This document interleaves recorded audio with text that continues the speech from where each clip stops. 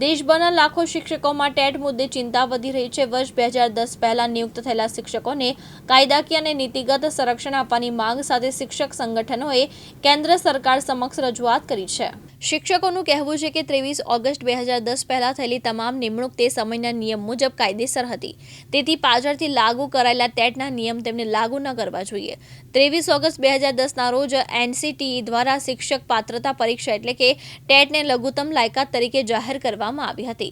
શિક્ષક સંગઠનોએ માંગ કરી છે કે આવા શિક્ષકોની સેવા, વરિષ્ઠતા, બઢતી અને અન્ય તમામ લાભોને સંપૂર્ણ સુરક્ષા આપવામાં આવે। જરૂર હોય તો સંસદમાં કાયદાકીય સુધારો કરીને વર્ષો જૂની નિમણૂકોને કાયમી રાહત આપવામાં આવે તેવી માંગ કરી હતી। जिग्नेश ठाकर, महामंत्री, अखिल भारतीय राष्ट्रीय शैक्षिक महासंघ, सूरत महानगर।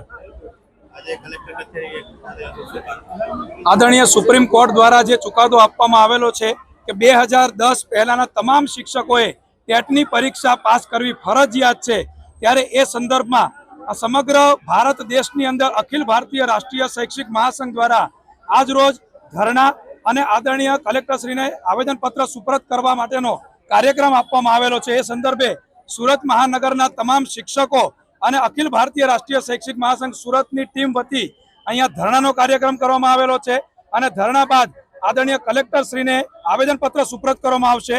आ कलेक्टरश्रीने जे अमे आवेदनपत्र सुप्रत करवाना छीए ए आदरणीय प्रधानमंत्री श्री अने आदरणीय शिक्षण प्रधान भारत सरकार एमने अमे सुप्रत करवाना छीए के टेट परीक्षा संदर्भी आदरणीय सुप्रीम कोर्ट द्वारा जे निर्णय करवामां आवेलो छे ए संदर्भे हस्तक्षेप करी अने जे ते ठराव लावी अने तमाम शिक्षकोने, भारत देशना तमाम शिक्षकोने आमांथी मुक्त करवामां आवे अने टेटनी परीक्षा आमांथी मुक्ति आपवामां आवे एवो अमारो खास आग्रह रहेशे।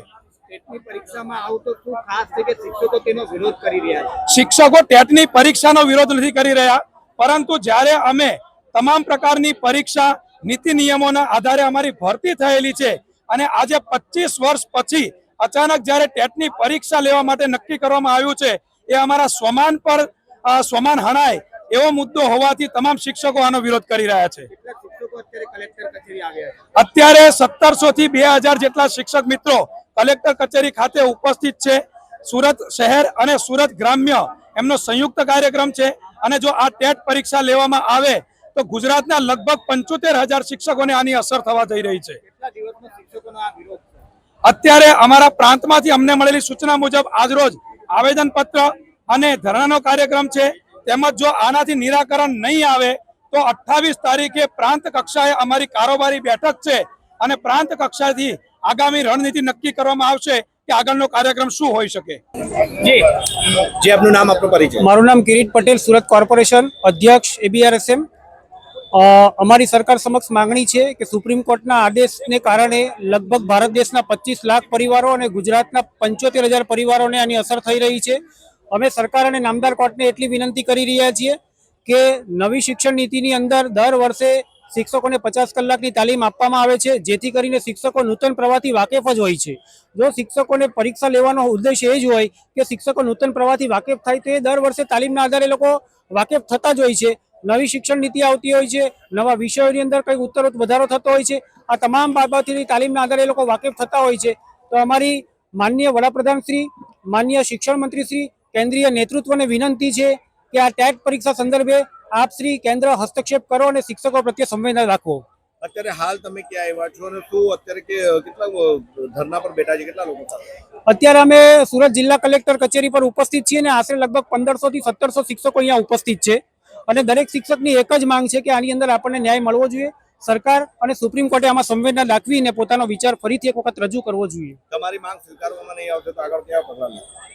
આજે અથવા તો 2-4 દિવસની અંદર જો અમારી માંગ સ્વીકારવામાં નહીં આવે તો ગુજરાત રાજ્યની પ્રાંત કારોબારી 28 તારીખે રાજકોટ ખાતે રાખવામાં આવેલી છે, એની અંદર અમારી પ્રાંત કક્ષાએનો નિર્ણય કરવામાં આવશે કે આગામી રણનીતિ શું બનાવવી। હું નીના હેમેન્દ્ર દેસાઈ, મહિલા ઉપાધ્યક્ષ, સુરત મહાનગર રાષ્ટ્રીય અખિલ ભારતીય શિક્ષક મહાસંઘમાં જવાબદારીનું વહન કરું છું। 2011 પહેલા માનનીય સુપ્રીમ કોર્ટના આદેશ અનુસાર 2011 પહેલાની ભરતીના તમામ શિક્ષકોની ટેટ પરીક્ષાનો ચુકાદો આપેલ છે। સુપ્રીમ કોર્ટના ચુકાદાને અમે સૂર્યમાન્ય રાખીએ છીએ, પણ આપણા ભારત દેશમાં ન્યાયતંત્ર અને લોકતંત્ર એમ બે પક્ષ છે. તો માનનીય પ્રધાનમંત્રીશ્રીને અને રાજ્ય કક્ષાના મંત્રીશ્રીઓને અમારા તમામ ભારતના શિક્ષકો વતી એક નમ્ર નિવેદન છે કે આજથી 25 વર્ષ પહેલાં અમારી જ્યારે ભરતી થયેલી હતી ત્યારે અમે જે તે સમયની પરીક્ષાઓ પાસ કરીને મેરિટમાં સ્થાન પ્રાપ્ત કરીને પછી આ નોકરી પ્રાપ્ત કરેલ છે. એમાં અમારો 25 થી 27 વર્ષનો અનુભવ ઉમેરાયો છે અને આ ક્વોલિફિકેશનના આધારે અમે અત્યારે શિક્ષક તરીકે ફરજ બજાવીએ છીએ. તો આદરણીય પ્રધાનમંત્રી સાહેબશ્રીને અને રાજ્યના મંત્રીશ્રીઓને આમાં હસ્તક્ષેપ કરીને આ ટેટની પરીક્ષા નાબૂદ કરવા માટે ભારતભરના શિક્ષકો વતી નમ્ર અપીલ છે.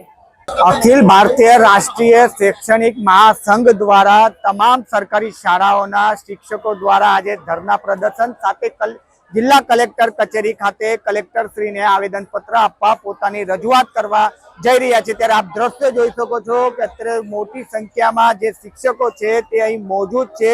તેમની એક માંગ એવી છે કે ટેસ્ટની પરીક્ષા છે સમગ્ર ભારતમાંથી નાબૂદ કરવામાં આવે તેવી માંગ સાથે અહીં ધરના પ્રદર્શન કરવા માટે તમામ શિક્ષકો અહીં બેઠા છે. આપણે કેટલાક શિક્ષકો સાથે વાત કરવાનો પ્રયત્ન કરીશું કે તમારી શું માંગ છે. જી બેન, સૌપ્રથમ તમારું નામ જણાવો ને શું માંગ છે તમારી? અમને ટેટ પરીક્ષામાંથી મુક્તિ જોઈએ છે. શું કારણ છે ટેટની પરીક્ષામાંથી તમને મુક્તિ જોઈએ? એની અંદર એવું ખાસ શું છે? જ્યારે અમારી ભરતી થયેલી ત્યારે અમે અમારા ક્વોલિફિકેશનને આધારે જ લેવાયેલા હતા. તો જ્યારે આજે નોકરીના 30 વર્ષ થઈ ગયા છે પછી આ પરીક્ષા આપવાનો પ્રશ્ન જ ક્યાંથી આવે? જી આપ જણાવો, ધરના પ્રદર્શન પર બેઠા છો, શું કહેશો? શું તમને લાગી રહ્યું છે કે ટેટની પરીક્ષામાં શું એવી ખામીઓ છે કે પછી શું પ્રોબ્લેમ છે? આ તો અમારી શિક્ષકની ક્ષમતા ઉપર એક મોટો પ્રશ્ન છે. ખરેખર આ ક્ષમતા હવે અમારે અત્યારે ખાતરી આપવાની જરૂર નથી. જી બેન, આપ જણાવો કે તેના માટે આપ ધરના પર બેઠા છો? ટેટની પરીક્ષામાંથી અમને મુક્તિ જોઈએ છે. મારી આ સર્વિસના 19 વર્ષ મેં પૂરા કર્યા છે. નિષ્ઠાપૂર્વક મને આ 19 વર્ષમાં સરકાર તરફથી જે પણ કામગીરી BLOની છે કે વસ્તી ગણતરી છે કે બીજી કોઈ પણ કામગીરી સોંપવામાં આવી છે એ મેં નિષ્ઠાપૂર્વક બજાવી છે. અમે શિક્ષણ કાર્ય ઉપરાંત પણ બહુ બધા કામો કરીએ છીએ, છતાં પણ સરકાર આવી રીતે અમારી લાયકાત ઉપર પ્રશ્ન ઉઠાવે છે એ અમને એક અપમાન જેવું લાગે છે. એટલે એના માટે અમે મુક્તિ મેળવવા માંગીએ છીએ ટેટની પરીક્ષામાંથી. હજી ટેટની પરીક્ષા છે, શું કારણ છે? કેમ કે પરીક્ષા સરકાર દ્વારા જે તમારા માટે આપવાની વાત કરી છે, તો શું તમને તકલીફ પડી રહી છે?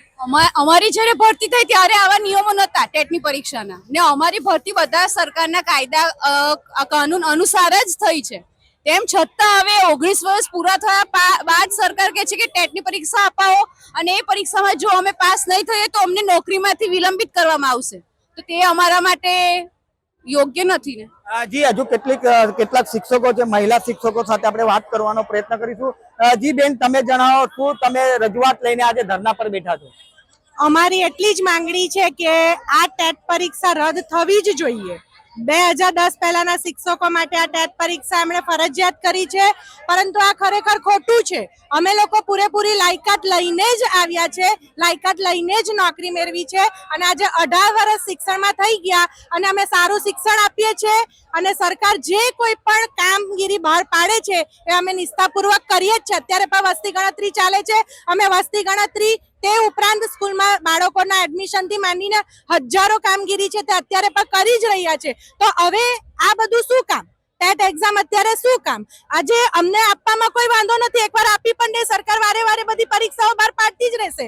તો શું અમે એટલા લાયકાત નથી? અમારી પાસે એટલી લાયકાત નથી? આટલા વર્ષોથી અમે ભણાવીએ છીએ, તો આવી અન્યાય નીતિ શું કામ? એટલે આ અન્યાય નીતિ રદ થવી જ જોઈએ. આજે આ પરીક્ષા છે, કાલે બીજી લાવશે, પછી બીજી લાવશે. શિક્ષકો પૂરેપૂરા પોતાના એની અંદર પારંગત થઈને જ આવ્યા છે, તો આ પરીક્ષા તો રદ થવી જ જોઈએ.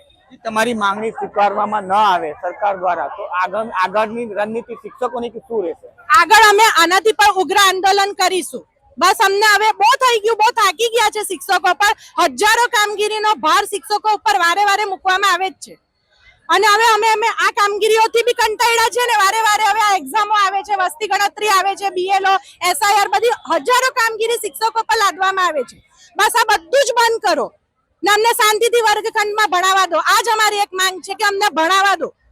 જે પ્રમાણે આપ દ્રશ્યો જોઈ શકો છો કે અત્યારે તમામ જે મહિલા શિક્ષકો છે સરકારી શાળાના તે તમામ અહીં ધરના પ્રદર્શન કરવા માટે બેઠા છે. તે લોકોની એક જ માંગ છે કે જે તે સમયે અમારી લાયકાત પ્રમાણે અમારી ભરતી કરવામાં આવી હતી, ત્યારબાદ આ સરકાર દ્વારા એક નિયમ બહાર પાડવામાં આવ્યો છે કે ટેટની પરીક્ષા જે કોઈ શિક્ષકો ફરી પાછી તે લોકોને આપવા પડશે, નહીં આપે તો તે લોકોને પાછું નિલંબિત કરવામાં આવશે. તે માટેની રજૂઆત લઈને અત્યારે હાલ જિલ્લા કલેક્ટર કચેરી ખાતે તમામ શિક્ષકો છે સુરત જિલ્લાના અને સુરતના તમામ શિક્ષકો અત્યારે જિલ્લા કલેક્ટર કચેરી ખાતે આવ્યા છે. અત્યારે હાલ તો ધરના પ્રદર્શન પર બેઠા છે, પરંતુ જિલ્લા કલેક્ટર કચેરી ખાતે જઈને તેમને રજૂઆત પણ કરવાના છે અને જે એ લોકોની માંગ સ્વીકારવામાં ન આવે તો ઉગ્ર આંદોલનની ચીમકી પણ શિક્ષકો દ્વારા ઉચ્ચારવામાં આવી છે. કેમેરામેન અબુ મિર્ઝા સાથે મુકેશ ગુરવ, દિવ્યાંગ ન્યૂઝ સુરત.